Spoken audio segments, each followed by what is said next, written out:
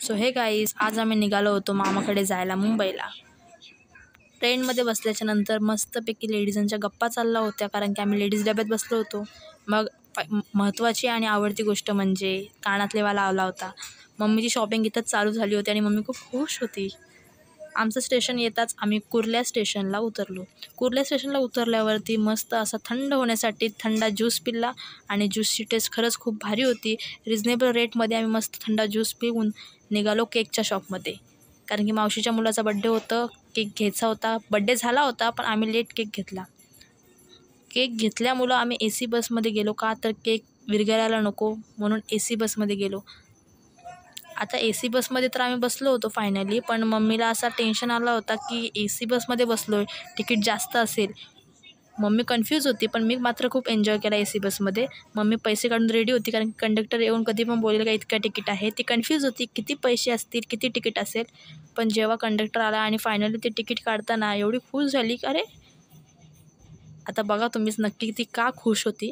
Ticket फक्त आणि फक्त 6 रुपयाचा होता. सो ती खूप खुश होती. आणि येस, आम्ही फायनली AC बसमध्ये ट्रॅव्हल करत होतो. बसमध्ये ट्रॅव्हल करताना आपला बुद्ध विहार आला आणि मस्त छान असं दर्शन घेतलं मी बसमधूनच. बसमधून उतरल्यानंतर मम्मी खूप खुश झाली. मी विचारलं का गं? तर बोलते माझी शाला, तिची शाला होती जी मी जवळून बघितली आणि शाला खरंच भारी होती. ॲक्च्युली ती जुनी शाला होती, 1ली ते 4थीपर्यंतची तिची. तिथे मी भरपूर वर्षानंतर ती शाला बघितली आणि बघतच राहिली होती बाहेरूनच. मग आम्ही पोचलो मामाच्या इथे. मामा मावशीची भेट झाली, मस्त बसलो, थोड्या गप्पा मारल्या. हे 2 कार्टून पण होते.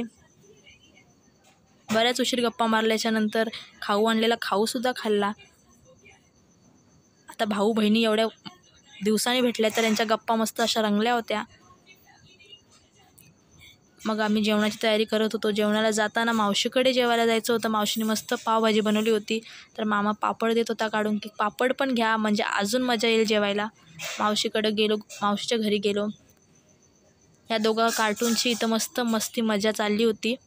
मग आम्ही फायनली पावभाजी खायला बसलो. पावभाजी खरंच खूप टेस्टी झाली होती आणि मावशीने आमच्यासाठी बनवलेली होती.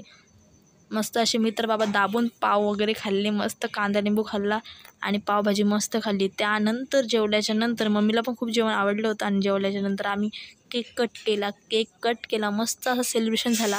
बड्डे लेट झाला आणि केकवरती नाव बघून अनुज शॉक होता, कारण की केकवरती नाव होता ढोंड्या.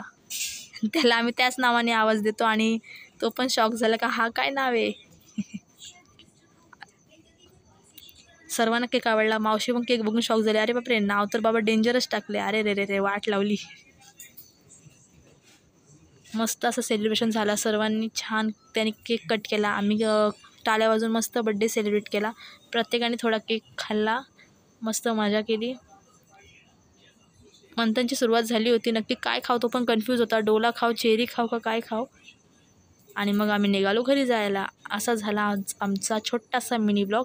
नंतर आम्ही मावशी आणि मामाला बाय बाय करून निघालो घरी जायला. तर आजचा मिनी ब्लॉग कसा वाटला हे कमेंट करून नक्की सांगा. Bye bye.